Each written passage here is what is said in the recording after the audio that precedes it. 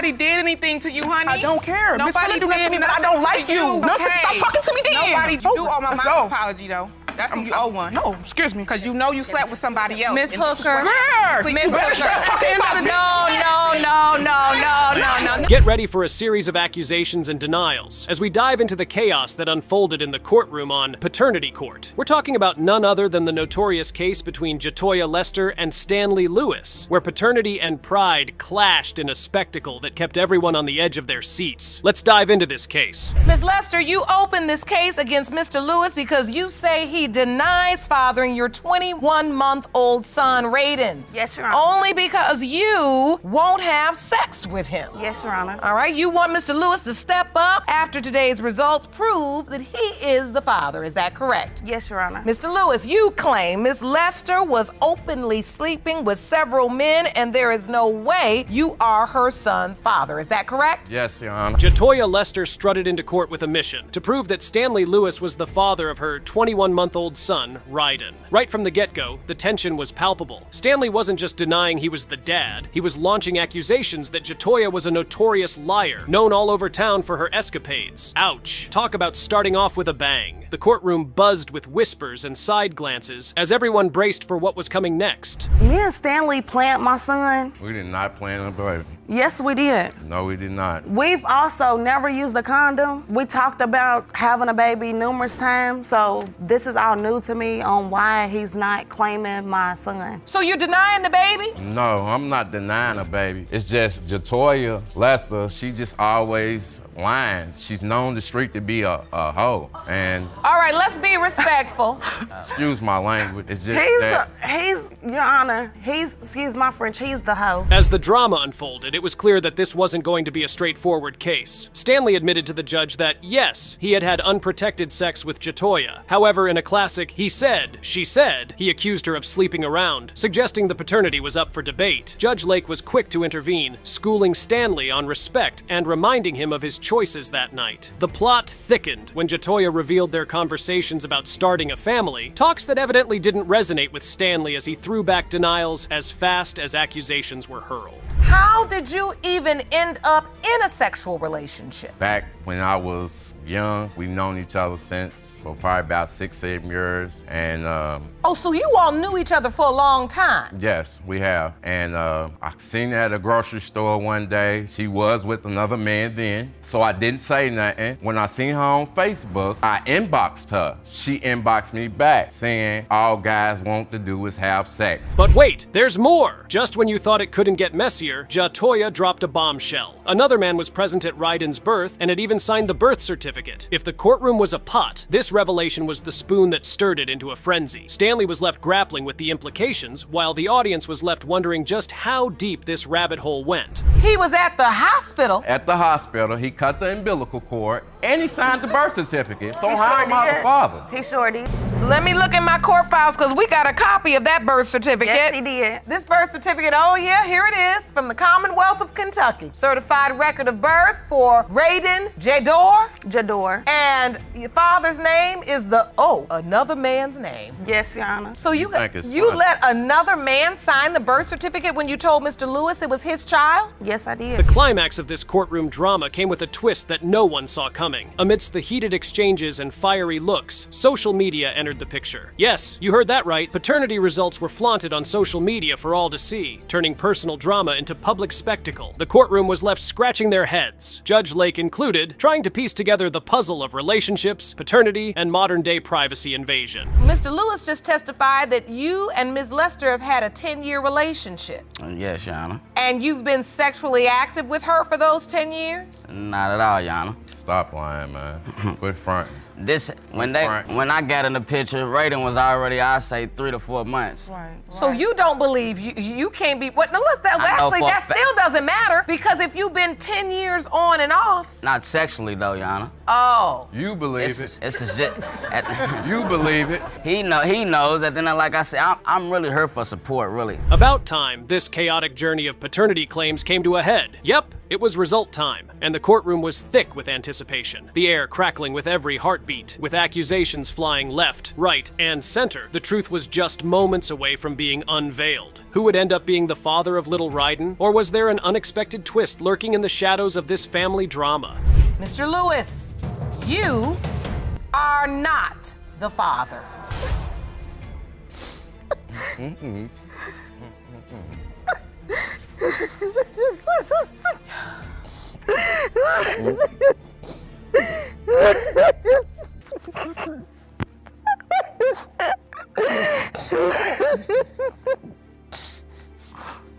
I say this?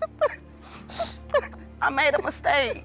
Today's episode takes a solemn turn as we step into a courtroom filled with grief and contention. In the spotlight, we have Ms. Hooker and her mother, battling against Ms. Baker and her daughter, in a dispute shadowed by tragedy and unresolved questions. It's a story of young love, sudden loss, and the quest for truth amidst the clouds of doubt. Let's delve into the details. Ms. Hooker, you are here with your mother because you say the defendant's son, Mr. Abraham, fathered your 10-month-old daughter, Kanaya. You say that Ms. Baker and her family's public denial of this child has caused you pain, and you are here for an apology and to prove her son is the father. Is that correct? Yes, Your Honor. Ms. Baker, you and your daughter are here today to represent your son, Mr. Abraham, because tragically, he was killed 3 months after the birth of this child. Ms. Hooker entered the courtroom with a heavy heart, seeking to prove that Ms. Baker's deceased son, Mr. Abraham, fathered her 10-month-old daughter. But this case is about more than just DNA. It's about closure and healing. Ms. Baker, representing her late son, contests the claim, driven by her son's doubts expressed before his untimely death. The stage was set for an emotional showdown, with each side desperate to find peace.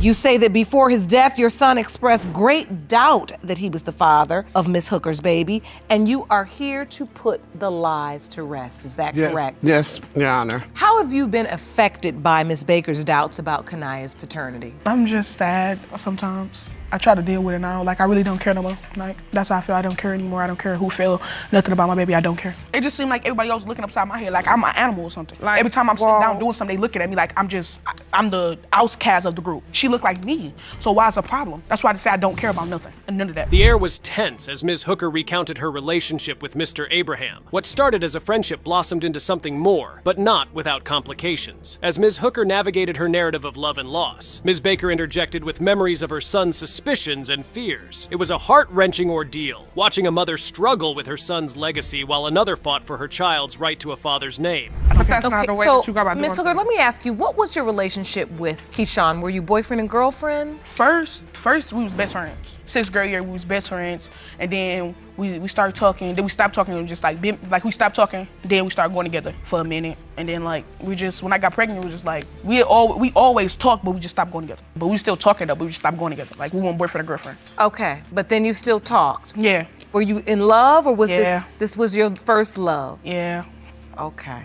Arguments started as Ms. Baker detailed the uncertainties her son shared with her, stories of other potential partners, and promises of paternity tests that were never taken due to his tragic passing. The courtroom became tense at the thought of a young man torn between doubt and duty, his life cut short before he could resolve his inner turmoil. The judge listened intently, her face a mask of empathy as she navigated the delicate balance between justice and compassion. Kanaya's biological father. My son was on vacation, and we kept hearing that Denia was pregnant, but then when we finally found out for sure, he told me, he said he wasn't the only boy that had messed with Denia. Okay. And he made me promise that we was gonna get a blood test, and things didn't go the way we thought they were gonna go, and now we're here. Well, I'm so very sorry for your loss. Let me say that. I know this is difficult. May I ask what happened to Keyshawn? He was shot. As testimonies were given, tempers rose. Miss Hooker's defiance clashed with the Bakers' grief-stricken denials, each side hurling accusations and guarding secrets. The emotional stakes were ski-high, with Ms. Baker grieving how the sight of the child stirred memories of her lost son, complicating her grief with unresolved questions about paternity. This wasn't just a trial to determine fatherhood. It was a cathartic outlet for unspoken pain and pent-up anger. Ask you, was there another guy? You know, 'cause that's why it's funny, because how can somebody tell me who I was sleeping with? Nobody in the room was in the room with me when I was sleeping with somebody. What do I have to lie for? Keyshawn told us that he wanted the blood test. The only way, Keyshawn only denied the baby when him and my daughter was arguing. Other than that, I have pictures with him laying on her stomach. He had doubts only when he was angry. And I cannot get mad at what he tell his mother or nothing like that. But when he came over there with us, he held the baby, kissed the baby, and loved the baby. We just need to get the results for Miss Carolee. About time, this heart-rending journey reaches its climax. Yep, it was result time. And the courtroom braced for what was sure to be an explosive revelation. With emotions running high and the legacy of a lost son hanging in the balance, could a DNA test bring closure to these tormented souls? Who would emerge as the father of young Ms. Hooker's child? Or was there another twist waiting to tear open old wounds? The percentage of relatedness between Ms. Baker, Mr. Abraham, and Kenaya Abraham is 0%. And this is why right here. Ms. Baker, are you all right? Do you need to sit down? Do you need to sit down, ma'am? I done told them. They weren't gonna tell me sorry, so I'm not telling them nothing. Do you need to sit down, ma'am? Nobody did anything to you, honey. I don't care. Nobody do nothing to me, but I don't like you. That's I don't like you. I don't like you. Okay, I don't care. It's okay. Stop talking to me then. Nobody did anything to you. Ms. Hooker, just stop. Stop it! Stop, please!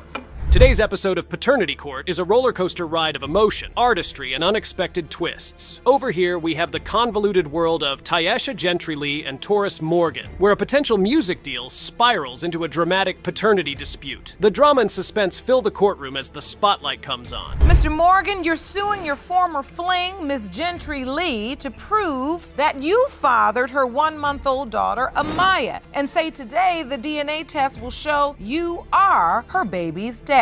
Yes, Your Honor. Ms. Gentry-Lee, you say that it's impossible for Mr. Morgan to be Amaya's biological father and want him to leave you alone when the results prove your case. Is that correct? Yes, Your Honor. So, Mr. Morgan, why do you believe she's denying you're the father? I simply believe that she's denying this because we're no longer in a relationship and we're not going to be. Taurus Morgan steps into the courtroom with a claim as bold as his ambitions. He's here to prove that he is indeed the biological father of 1-month-old Amaya. Taisha, however, strikes a different note, adamantly denying his paternity and wishing he would simply leave her and her daughter alone. The stage is set, the audience is tense, and the judge prepares to navigate through their tumultuous narrative. You're the father? Yes, Your Honor. So explain to the court how this relationship started. Okay, well, I'm in artist management for a living. When the time I met Ms. Gentry-Lee, she was with an artist that I was considering signing. I called to speak with him and to tell him, you know, come over, have a drink, let's sit down and discuss some details and see what we can do. Well, Ms. Gentry-Lee had answered the telephone and she said at that time that he was no longer with her, their relationship is over. I stated that I was at home, chilling out, already prepared for him, you know, to be there with me or whether to come over, I was gonna have a drink and kick back. The backstory unfolds like a drama script. Taurus thought he was signing an artist, but life had a different script in store. Their relationship began with a broken professional appointment and spiraled into an intimate encounter that neither planned. As Taurus recounts the evening that changed their lives, Taisha interjects with her own version, one full of deceit and a relationship built on shaky grounds. This isn't just a paternity case. It's a story of crossed lines and blurred boundaries. So I stayed with him September the 19th. We did a quickie.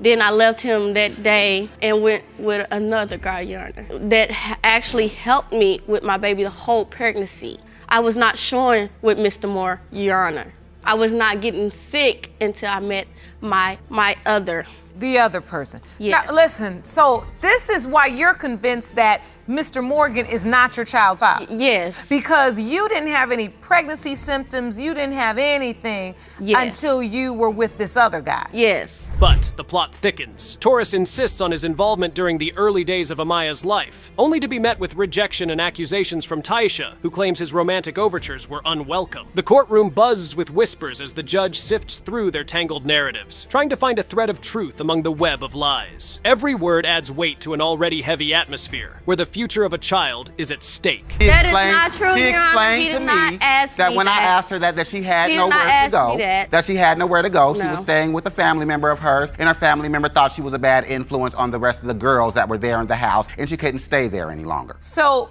you end up living together. Yes. You all are having sex. Yes. Unprotected. Yes. Then you find out she's pregnant. Yes. Do you tell Mr. Morgan as soon as you find out, or do you tell tell the other Your guy? Honor, I did not tell Mr. Moore I was pregnant. How did you find out she was pregnant? She was at my house. She needed some hygiene products. I was going shopping for my own things. As tensions escalate, the accusations fly. Tyesha and Taurus trade accusations over the nature of their relationship, with each revelation more startling than the last. The audience is caught in a back-and-forth match of he said, she said, where every statement could tip the scales of justice. The judge watches closely, with a seriousness that the case demands, as she prepares to get to the heart of the matter. At that time, I figured she had been there for a month. Like, okay, so when is your period, basically? Are you gonna need some pads? She's like, yeah. She put them in my top shelf that's next to my bathroom, and they remained there. They never got open. She never used one. And after time, I'm like, okay, why aren't these open? Why aren't you using them? I haven't had my period. Why haven't you had your period? I don't know. Well, let's check and see if maybe you're pregnant, because that's usually what happens if you miss a cycle. So I made an appointment, and at that time, she went in for a urinalysis test, to take a urine test to see if she was pregnant, okay? When she went and took that test... About time, this saga of love and lies nears its finale. The courtroom holds its breath, anticipating the verdict that could unravel the mystery of Amaya's paternity. With the stakes as high as the emotions, what will the DNA reveal? Is Taurus truly the father, or has Tyesha's denial more to it than meets the eye? Or perhaps, is there another twist waiting to be uncovered in this melodic conundrum? You are the father. I don't get her. We've been through hell and back. Born. I never got to hold her. I never got to... She moved away when she was 8 months pregnant on us. You to stay at my house. You could have stayed. With me. You said I don't like you so much, but I was there for you. I bought your baby clothes. I fed you. Like you're But so whatever disagreement we have with us, Tyrus, I don't think she'll be around you. I'm sorry, I'm letting the judge. And I will be filing for joint custody. Please believe that. Goodness. Strap in for another tumultuous episode of Paternity Court, where the stakes are high and the emotions higher. Today's case features Miss Sales and Mr. Jackson, embroiled in a fiery debate over the paternity of a child born out of a relationship shadowed by secrets and denials. Sit tight as this case unfolds amidst accusations of infidelity and racial undertones that add layers of complexity to an already heated dispute. Miss Sales, you claim that you and the defendant, Mr. Jackson, were in a serious relationship and it was his idea to have a baby. But now that your 3-year-old daughter, Micaiah, is here, he denies being her father. You want him to step up and take care of his daughter. Is that correct? Yes, Your Honor. Mr. Jackson, you claim that Miss Sales is a former side chick who is trying to pin a baby on you only because she wants you back in her life. From the outset, the atmosphere in the courtroom is charged with tension. Miss Sales claims that she and Mr. Jackson were in a 5-year relationship, a claim Mr. Jackson completely denies, labeling her as nothing more than a side woman. As Miss Sales recounts their history, the story goes into a saga of love and betrayal, punctuated by their ongoing dispute about the complexion of their child, Miss Sales being of darker skin, and the baby, light-skinned, a point Mr. Jackson uses to fuel his paternity denial. You are not her daughter's father. Is that correct? Yes, Your Honor. So, Miss Sales, explain why you opened your case today. I opened my case today because I was with D'Amico for 5 years. We were in a relationship. We had our baby, and now because he sits up and talks to his family, now he feels like that is not his child. Since the day my daughter was born, because she was light-skinned with gray eyes, that was not his child because I'm too dark to have a light-skinned baby. Mr. Jackson's testimony throws the courtroom into further disarray. His dismissive attitude and the blunt denial of his fatherhood bring uncomfortable murmurs from the audience. The judge interjects, reminding everyone that skin color does not define paternity, casting a stern look at Mr. Jackson as she calls for respect and decorum in her courtroom. I mean, we had a relationship, but it wasn't serious, you know, we was just, you know. You left your ex to come be with me. How was we not in a relationship? It was more of, you know, she had great sex. I put it on him and he could never leave. I mean, it happens like that, you know, Jan, it happens like that, you know. It was just. So you're saying you were only with her for a sexual relationship? She was my side woman. So did you make that clear, or were you making her feel like she was your real woman, but really you were just having a side woman? She was just my side woman. The plot thickens as allegations of other potential fathers emerge. Mr. Jackson alleges that Miss Sales was seen with another man, which could possibly explain the child's appearance. He bases his doubts not only on hearsay, but also on malicious gossip that has swirled around their community, further complicating the narrative. So at the time of the doctor's visit at the end of August, no, I was not pregnant. But again, we had sex at the hospital that same night and would have sex every day on the regular. So of course, it wasn't that hard for me to conceive within the next week or two by him. So yeah, Mr. Jackson, it sounds like you all were side woman, main woman, whatever it was to you. It sounds like you all were having a lot of sex. Yeah. And so if you were having that much sex, it was good. So listen, I'm not asking about the quality. Yes, ma'am. I made a comment on the quantity, even though we know it only takes once anyway. As the emotional intensity peaks, both parties throw accusations that just how much mistrust and deception there is between them. Mr. Jackson clings to his doubts while Miss Sales fights back tears as she defends her single encounter that led to her pregnancy. The judge listens intently, her face a mask of concentration, as she prepares to sift through the tangled web of words to uncover the truth. It was just too much at the time. What do you mean too much?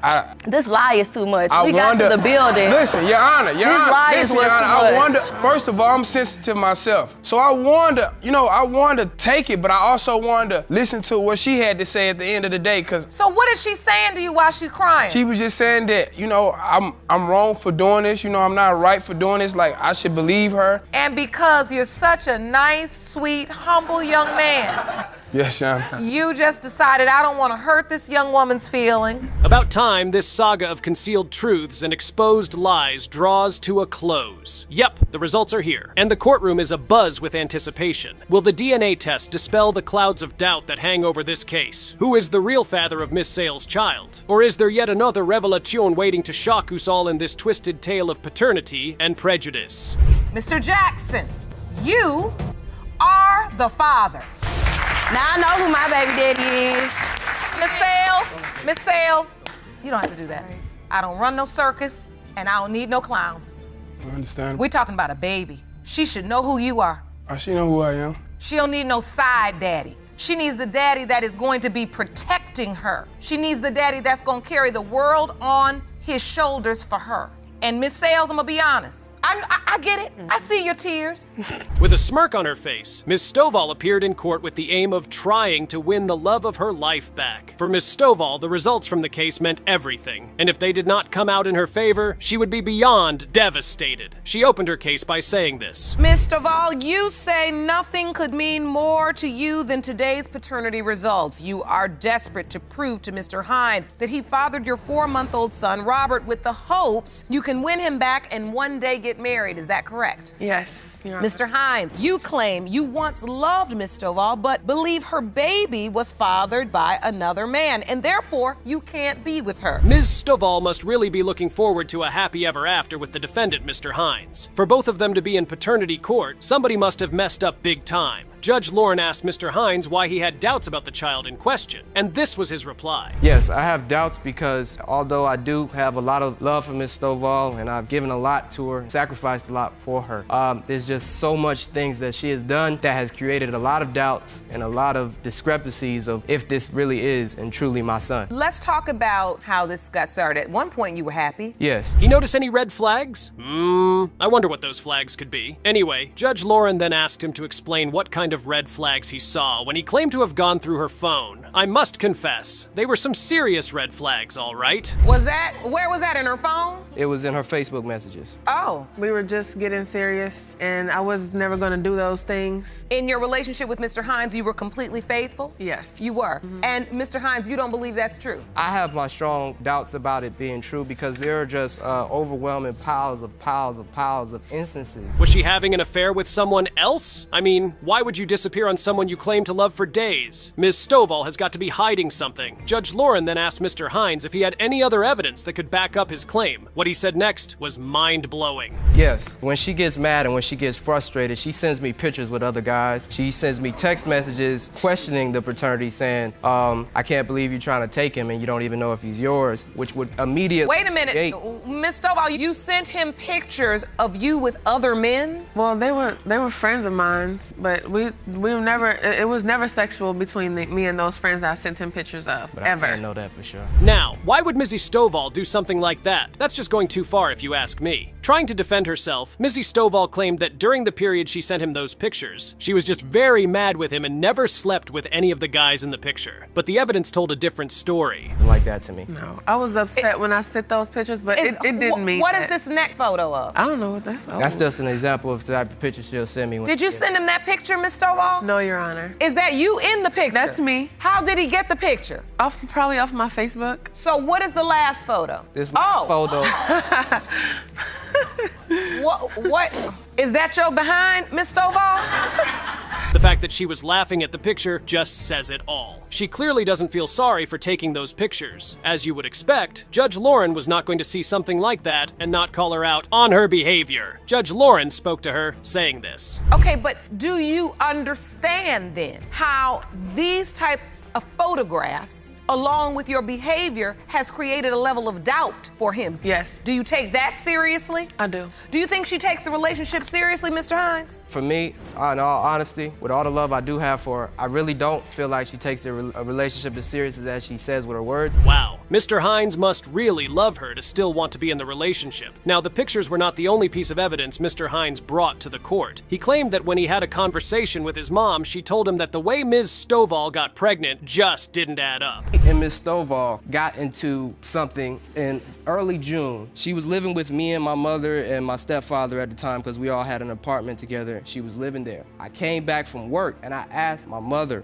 where is Ms. Stovall? She said, oh, she went out with a friend and she hasn't been back since such and such time.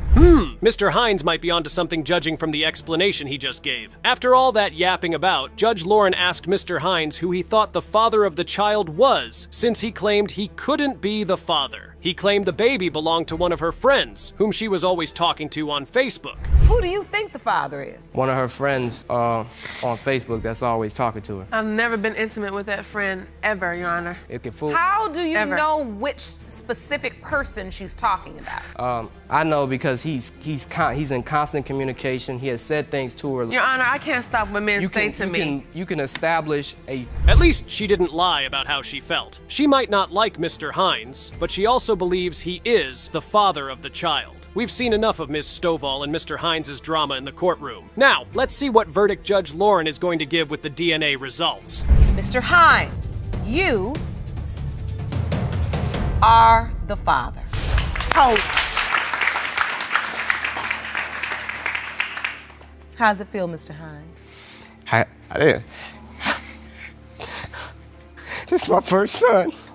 And I had to hold back all my emotions until I knew. I'm not going to lie to you, this was a very funny case. Ms. McKenzie was present in the courtroom to prove that the defendant, Mr. Guy, was the father of her child. She claimed that the reason he was denying her child was because he already had too many kids. The case started with Ms. McKenzie saying, Ms. McKenzie, you say Mr. Guy abandoned you and your daughter, Anaya, soon after she was born, and denies he's her father only because he already has too many kids. Yes, Your Honor. Mr. Guy, you say you knew this wasn't your child from the moment Ms. McKenzie said she was pregnant. Is that correct? Yes, Your Honor. So, Ms. McKenzie, when did you first realize that he denied he was your daughter's father? Well, when I told him that I was pregnant. Hold on, did she just say she was going to school with some of his kids? She can't be serious. To make things even worse, Ms. McKenzie was way younger than Mr. Guy. Even the judge could not hide her disappointment when she found out their ages. You went to school with some of his With kids? one of his kids. We was in college together. With one of his kids. And then, like, when I Wait, asked him... how old are you?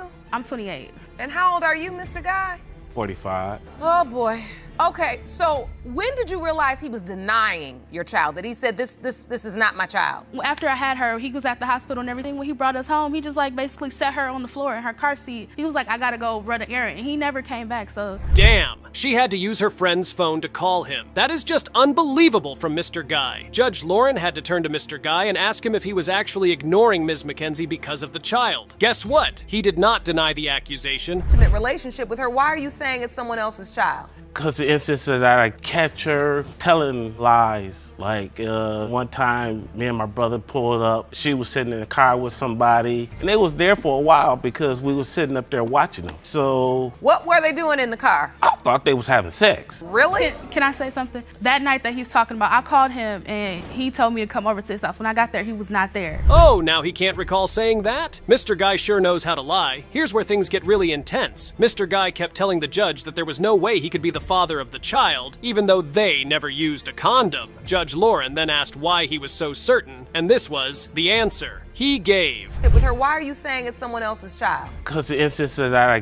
catch her telling lies. Like one time, me and my brother pulled up. She was sitting in the car with somebody, and they was there for a while because we was sitting up there watching them. So What were they doing in the car? I thought they was having sex. Really? Can I say something? That night that he's talking about, I called him and he told me to come over to his house. When I got there, he was not there.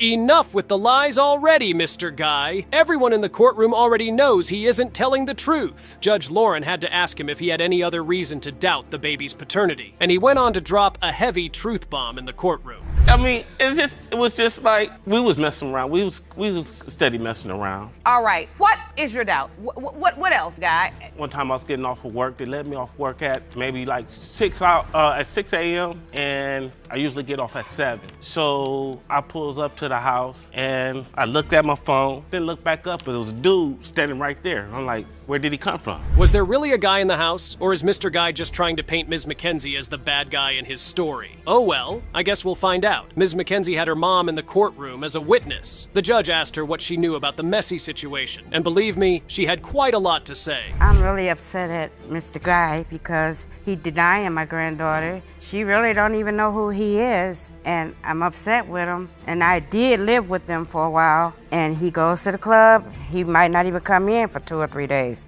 2 or 3 days? Yes. What's with all these disappearing acts, Mr. Guy? I was stressed. You were stressed? Yeah, she stressed me. You could hear it in her voice. She was hurt by the way Mr. Guy was threatening her and her child. Every single reason Mr. Guy gave to the judge, as his doubts about being the father, just didn't make any sense. So the judge had to ask him one more time if he had any actual evidence, and he decided to present an exhibit. As you see right here, Your Honor, 7:45, this is the actual schedule they be having. 7:45 a.m., that's when classes begin. And 4:55 p.m., that's when classes end, the last class. So the last class is at 4:55? Yes. And you say she didn't get home till midnight? She didn't get home till midnight. So where are you? Class don't last that long? Your Honor, I have no idea. Well, that explains why she had to be away at odd times. But that explanation did not convince Mr. Guy one bit, and it just made Ms. McKenzie burst into tears. She felt bad and stupid that she had to pick a man like Mr. Guy to have a child with. Why do you think there are a lot of possibilities? Everything she's saying is inconsistent. Because like I said, I was there. You was not there.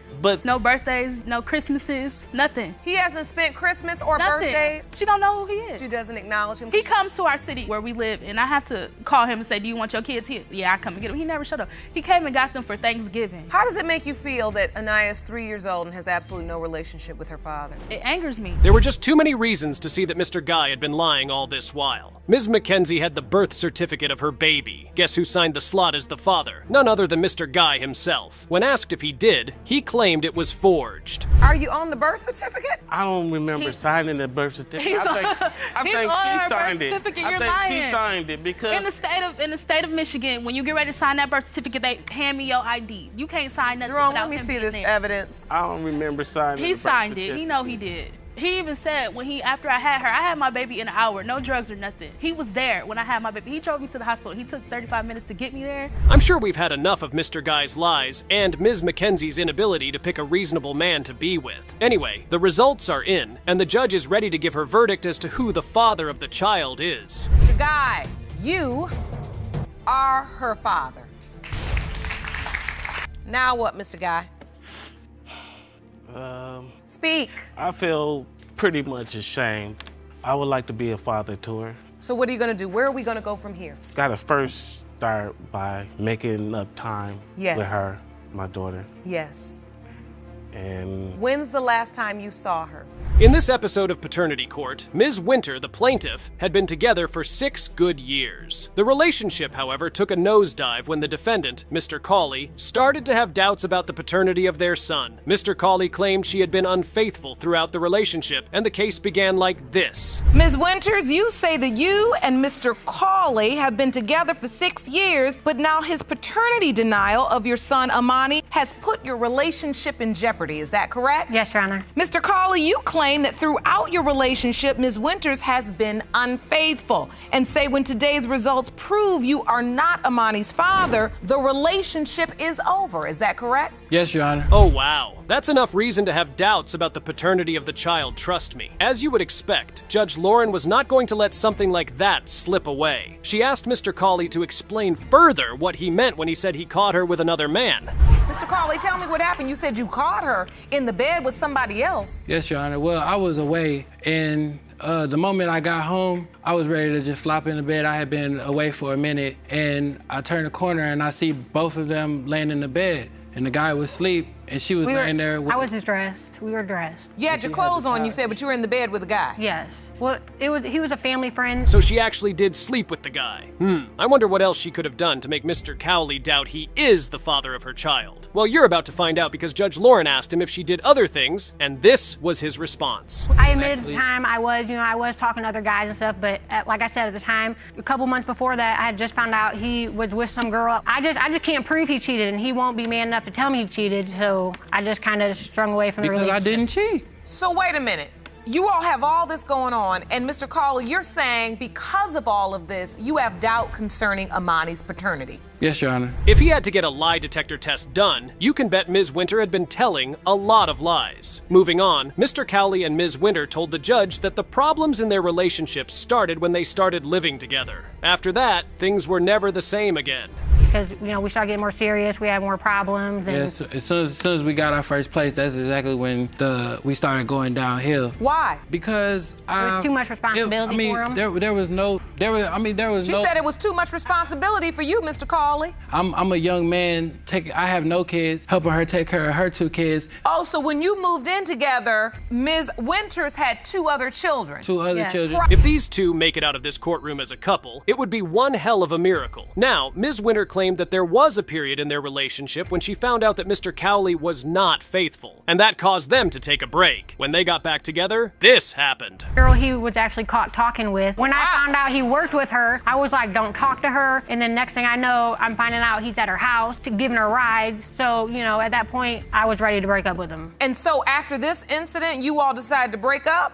We did for maybe a week or 2. But at some point, you come up pregnant. Yeah, well, we ended up getting back together at the end of 2013, and we pretty much were like, look. Wow, she was pregnant with his child and was still messing with the other guy? Ms. Winter needs some scolding, trust me. One thing was certain though, their relationship was a mess, and Mr. Cawley just could not trust anything that came out of Ms. Winter's mouth. Walking in the house, seeing her in the bed with somebody else, all of these things have fueled your doubt. Yes, Your Honor. And now your relationship is it's on the line. Mm-hmm. Yes, Your Honor.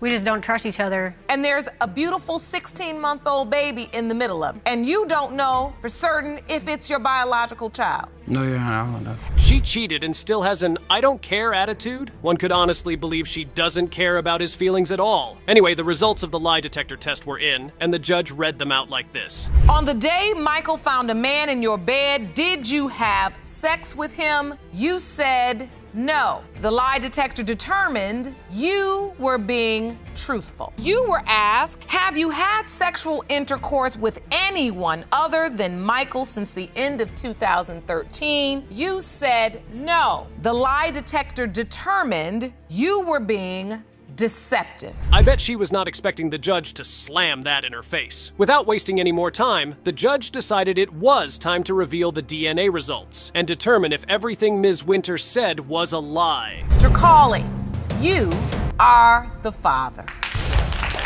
So that right there should prove to him I wasn't cheating, around the time.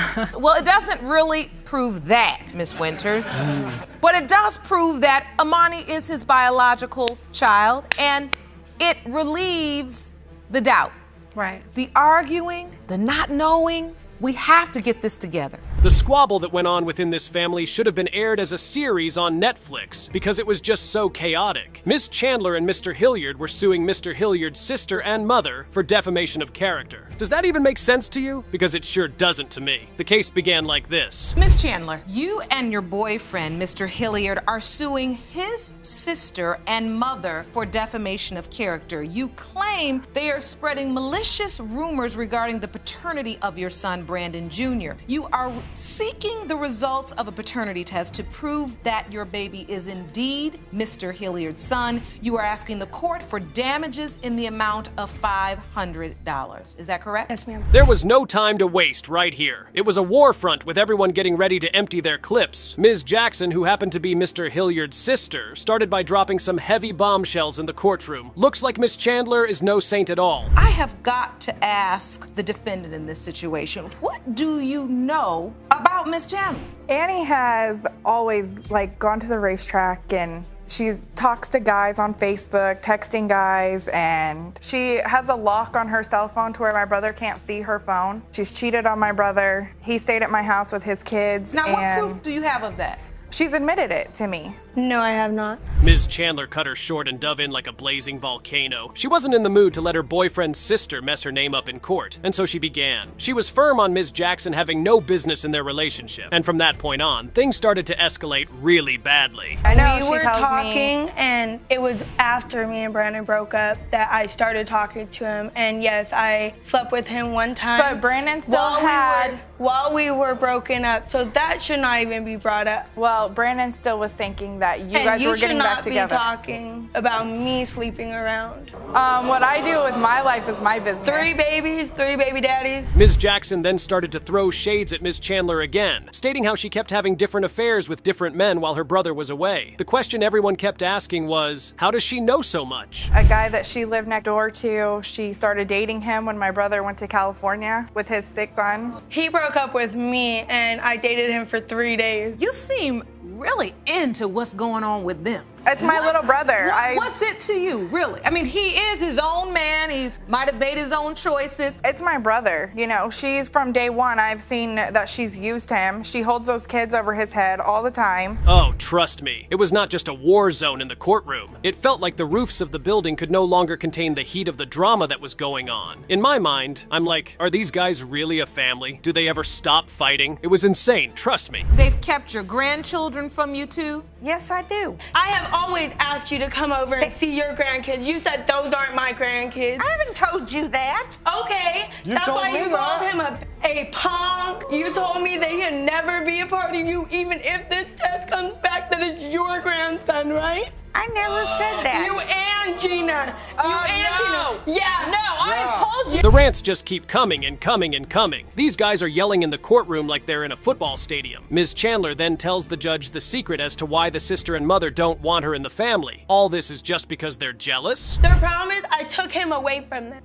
I was a woman and I took care of my man. That's so not my problem. That's you can have Brandon. I took care of him. Honestly, you can. He did not need them no more. Let me clarify. You are his sister, right? Right. Okay, I want to understand from you. Why is it so bad that your brother is dating Miss Chandler? What is it? Because I'm a real woman. Now, the things your ears are about to hear will leave your whole body in shock. These guys didn't care where they were. They were ready to drag each other until no one was left standing. I mean, if they could do this in a courtroom, how toxic is their home? We can't even go a day without arguing about them. I cannot be with them and be a part of them. They have hurt me way too much. I want you to look at me and tell me right now. No, you ain't. Why do you think they dislike you so much? Because I'm a woman and I took care of him. I took him away from them, is how they see it. What, are you his mommy too? Well, their chaotic journey finally came to a close, and everyone in the courtroom couldn't wait for them to take their leave. Let's see whether the daddy gets to hear those 4 words or not. Mr. Hilliard, your wait is over. You are the father. Thank you. Now apologize. Come on. I'm sorry. Come on. No, apologize. You see, Kathy? That's your grandson that you've been denying for 4 years. That's your baby. Yeah. Now I want to see my baby. Mrs. Kelso here insists that she is just 22 years old when she in fact looks 40. But her age isn't the dispute she wants this court to settle. Instead, she has brought 2 men to court to figure out which one is her baby's child. One of the men, she says, could be her child's father. Jamal Davis says he is certainly not the baby's father because he has seen Miss Kelso with at least 10 other men. And here is how it all began. Kelso, you are in court today to prove that Mr. Davis is the father of your 9-month-old baby, Connor Kelso. Yes, Your Honor. You claim Mr. Davis has done nothing for your son, so you're suing for half the child rearing expenses in the sum of $2,561. Is that correct? Yes, Your Honor. Okay, that seems like an easy maths question that we can figure out. Miss Kelso has a calendar which she says proves that all of this happened during the window of conception, and her calendar does prove it. But what does Mr. Davis have to say about that? Mr. Davis, does this look familiar? Were you with Miss Kelso on January the 7th?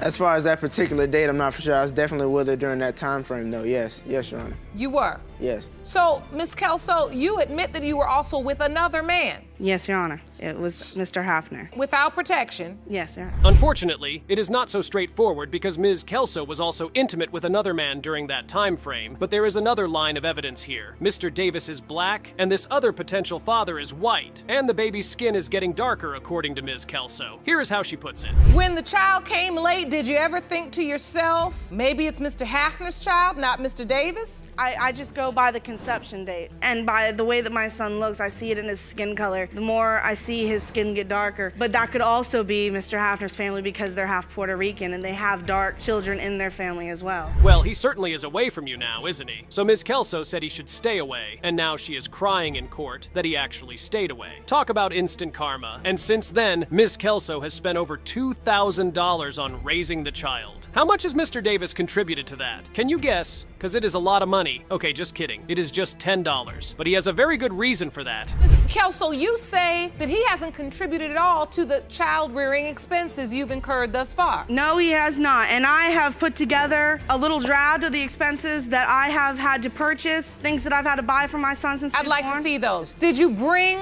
the receipts for those purchases? No, I did not. How much did they cost? They were very low cost, and I mean, some of them were dollars. I mean, no more than $10 for all of them. Wait, hold up. Wait a second. Ms. Kelso says she stopped being promiscuous when she met Mr. Haffner, but she actually cheated on Mr. Haffner with Mr. Davis. So she clearly did not stop being promiscuous. But she has a really good excuse for doing that too, if you can believe it. That was the exact date. The exact date. That's the day I met him. That's the day that I started sleeping with him, and that's the day that I started dating him, the day I met his family. They're all here present today. And the only reason that Mr. Davis is in the picture is because I had been cheated on by Mr. Haffner, and so I cheated back with Mr. Davis. Well, having revenge with your genitals is precisely the sort of thing that gets you here in front of all these people. And Mr. Davis talks a lot about Miss Kelso being promiscuous, but he still sleeps with her without protection. Isn't that insane? Well, you probably will not believe this, but he also has a good excuse for that too.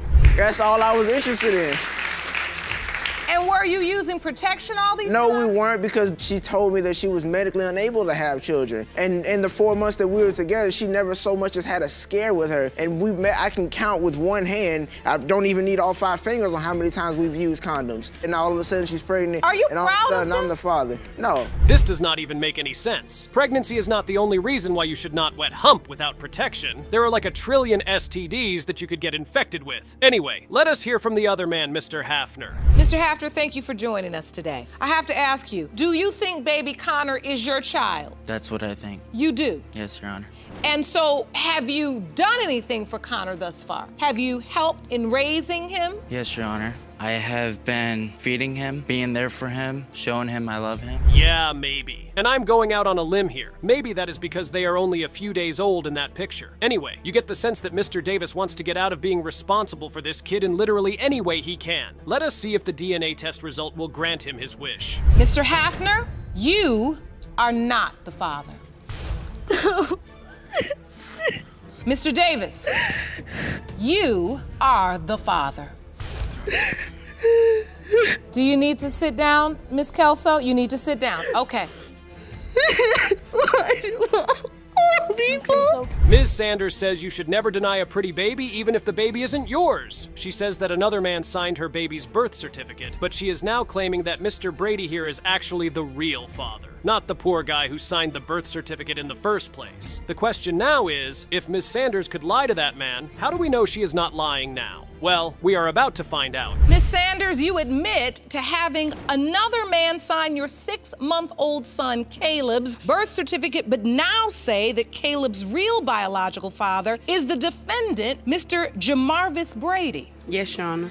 You've petitioned the court for a DNA test to prove that Mr. Brady is your son's father. Yes, Your Honor. Exactly. The baby could be pretty and still not belong to Mr. Brady. It is insane that Ms. Sanders here thinks that is a good enough reason for Mr. Brady to take care of Caleb. Let us pick Mr. Brady's mind for a moment. Why does he doubt this beautiful child is his? Does he visit the baby? I came through the neighborhood one day, reason why I and he don't visit. asked me if he could see my baby. Why would I take care of a baby that's not mine? Why would I visit a baby that's not mine? Look how pretty my baby is. How can you deny a pretty baby? I don't care about the baby being pretty. I care about if the baby's mine or not. Why would I you take wait care this of my long? responsibility, not another man's. That is a valid question. Green eyes don't just come out of nowhere, but maybe there are green eyes in Miss Sanders' family, and that is exactly the argument that Miss Sanders makes. She says green eyes ain't bigger in her part of town. Starting with my grandparents, my grandma don't have green eyes, my granddaddy don't got green eyes, my mama or my daddy, her either, obviously. Me, I definitely don't have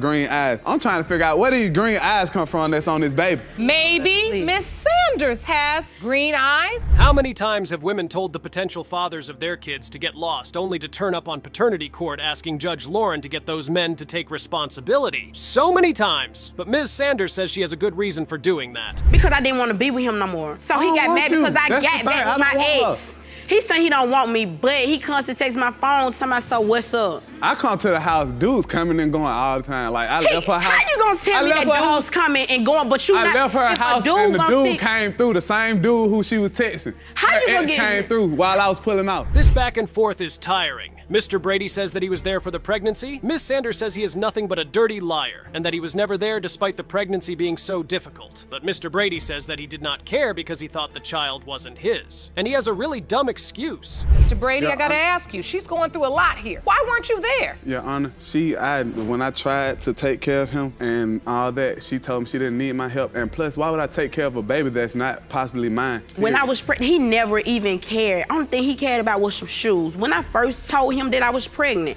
I called Mr. Brady and I told him, I said, I'm pregnant, I want to let you know. He just sat on the phone. Well, that is true, but you should have also thought about that before having unprotected intercourse with someone who can't even take care of himself. But more on that part about an ex signing the birth certificate. But he says you had another man sign the birth certificate. Yes, my ex-boyfriend, before me and Jamarvis got together, I was with someone. And to get back at my ex-boyfriend, me and Jamarvis started talking. So after me and him stopped talking, I got back with my ex. And my ex, he was real understanding. He was just saying, you know, we just gonna work through this. We gonna, you know, to have this baby, we gonna do what we have to do. And he was the one who was actually there when I had my baby. Phew, this is a lot. So the other man has been tested, and Ms. Sanders says Mr. Brady is the only other option. Well, that means that he has to be the father, right? Well, let us see what the DNA test has to say about all of this. Is Mr. Brady the father, or is there someone else who could be the father? Mr. Brady, you are not. I told her that wasn't my baby, Your Honor. Sit down. I told her. Sit down over there. Stand right where you're standing. I told her, Your Honor. I knew it wasn't mine. 100% positive. Miss Sanders, he said he was positive. So who the I don't other understand. possibilities? I really don't understand. So it's not your ex's, it's not his. It was no one else. It was no one else. Had to be. Ms. Janelle Craig has claimed 3 different men to be the fathers of her adult child, Chanel Craig. Today, Ms. Chanel wants to know if the man she called father her entire life is actually her real biological father. The father in question, Tracy Thompson, also believed he was the real father, but now a shocking revelation has changed his mind. Let us listen to Ms. Chanel. Ms. Janelle Craig, you are Ms. Craig's mother. You admit to sleeping with more than one man at the time your daughter was conceived, yet you argue you don't understand why she's still looking for answers. Right, correct. Now, Mr. Thompson, you say you always assumed you were Ms. Craig's father. Yes, Your Honor. But then you claim a startling revelation caused you to question paternity. Yes, Your Honor. Well, Ms. Janelle has a great explanation for this disconnect. She says that that man was her ex-boyfriend, and the man Chanel got introduced to later on is her real father. And here is how Miss Janelle even told Mr. Thompson that they had a baby together. I saw him and his wife in a tavern, and I walked up to him and say, "Hey, baby daddy, we have a child together," and they're looking at me like I'm crazy. Him and his wife were just at a tavern? Yes, and I walked up, say, "Hey, baby daddy." He's like, "No, I don't have any kids." So I'm like, "Yeah, we have a 10-year-old child together." Yeah, Judge Lauren. Miss Janelle literally had no option but to drop that bomb like that. What did you expect her to do? Use some tact? Really? Tact is for losers, and Miss Janelle here does not lose. Let us see what Mr. Thompson thought about that approach anyway. So how did you find out that I remember Chanel... seeing Chanel when Chanel was a baby. She was a small little baby. She was one, but I came out of prison. She was a little baby, and I came by her grandmama's house. Her mother wasn't there. And You're lying. You never told me that. And I don't even believe you went to my mama's house. The fact that this is even being debated is insane. Someone here is a really crazy liar. And Judge Lauren has to figure out who that is immediately. In fact, Mr. Thompson has a totally different recollection of how he got back into Chanel's life. How did you get back into her life? Chanel auntie had gave me a call and told me that Chanel needed me and told me that her mother was gone away and she needed me badly. And she asked me if I could come back and get into her life. Okay. And that's what I did. And so even though you had doubts when you saw her when she was a child, when you got this call from her aunt that she needed you, you came back again. Correct. Wow. So Mr. Thompson left after all that. And then he came back when Chanel was around 15. But Chanel just was not having that. And they could not build a relationship. Of course, this somehow caused an argument between Ms. Janelle and Mr. Thompson, and it went like this. But he wasn't around that long. He came back when I was about to turn 17, 2 months before my birthday. Things wasn't going too well with her and the relationship they was having, because Janelle That's was... mother and daughter, but how do you come in from being gone 7 years and say, "Oh, you can come live in my house"? Again, she don't know you. Wait, what does Janelle mean she raised Chanel? Because this kid was in foster care for long stretches of her life. Anyway, Mr. Thompson still never believed that Chanel was his child because her birth certificate had a different name. So this was so confusing for Chanel. When I got back in touch with him, his girlfriend and her kids was telling me that he was saying that he didn't think I was his. Because somebody else's name was on her birth certificate. That's why I didn't believe it. I told you that when I first met you. Back up again. Chanel told me that You when are she such turned a liar. 16. I sat She in showed your me her face birth and certificate told you because that she this man needed an signed that ID, birth a certificate. state ID. Yeah, you objectively didn't do that, Ms. Janelle. The state helped you raise your child and you did a bit of the work, but not all by yourself. But if Mr. Thompson met Janelle as a virgin, why does he even have any doubts in the first place? In this relationship, you said she was a virgin. Correct. So why is it you have doubts if you're Chanel's father if you thought she was a virgin when you were... Look how it come to me. It came to me as in, like, this is your baby. I ain't never seen her pregnant. I've been gone. Whoa. Mr. Thompson really doesn't want to fight that battle again. That's probably why he is very hesitant to acknowledge Chanel as his without the blood test. Well, let's see what the truth actually is. Is Chanel Mr. Thompson's baby, or does the child belong to another man? Miss Craig, Mr. Thompson is not your father. Sorry, Neil. You give me a hug. I'm your mom and dad. Don't matter. I'm still your daddy. I love you. I'm sorry. So I can tell you wanted to just hear that he was your father to have that closure. Yeah, because he's the only man that's in my baby life right now. Ms. Webster had to go to church to pray to God to reveal who her real father is. She had grown up thinking that her real father was Mr. Smith, but now she has reason to believe that it could be another man, Mr. Ware. Both men are in court today, and we are going to get to the bottom of this case with or without God's intervention. So let us get started with Ms. Webster herself. I heard a relative say that that's not none of your father. So I started questioning. I asked my mom, I talked to Mr. Smith, like, why are they saying that I'm not a part of their family? When you questioned Mr. Smith, what did he say? He said, "You will always be my daughter. I believe in my heart that you are, and no matter what, you'll always be my daughter." Wow. And it doesn't end there. Ms. Webster says that relatives of Mr. Ware even signed on her birth book and brought presents. That means they at least suspected that Mr. Ware could be the father of Ms. Webster. But Mr. Ware says that he was always told that Miss Webster was another man's baby, and he basically took her word for it. And Mr. Ware got no information about the child either, and then they lost contact. And here is how Mr. Ware said it. A couple of years after that, I went into the military. Okay. And when you came back, no one said to you, you may have a child? No one said that to me, and the mom had moved back to Ohio, so I never saw her for years. Were you there? When her mom was pregnant? Yes, I was there when her mom was pregnant. As a matter of fact, we continued to date at that point. Wow. Anyway, Ms. Webster then started searching for Mr. Ware after realizing that he could be her father. She went to his church and then poured out her heart to God to help her reveal if he was truly her father or not. And then this happened. All right, so let's fast forward to the day you finally get to meet Mr. Ware. We went to visit him at his church. I just been praying, you know, that I find out who my father is. There's things in my life, there's roadblocks and stumbles I've been going through. There's things that goals I'm achieving, and knowing who my father is one of them. And I came to the Lord. I went to the altar. They had altar call, and I went up and I just prayed that God give me a sign to reveal. Whoa, that could be a miracle. But despite Ms. Webster's faith, that is not actually evidence that Mr. Ware is her father. In fact, it is not evidence of anything, and any court would throw that testimony out. But Ms. Webster says that Mr. Ware has to feel it too, because he is a deacon and a spiritual person. But Mr. Ware insists that he knew nothing about it. When I was down, no, I didn't know who was standing there when I got up. You know, I get up and I turn around and he's right there. So, I mean, something, it's gotta be some energy, it's gotta be something. It can't be in vain. You are a deacon, right? Yes, I am. And he's a spiritual person. Did you know it was her? Did you know it was Miss Webster, this baby?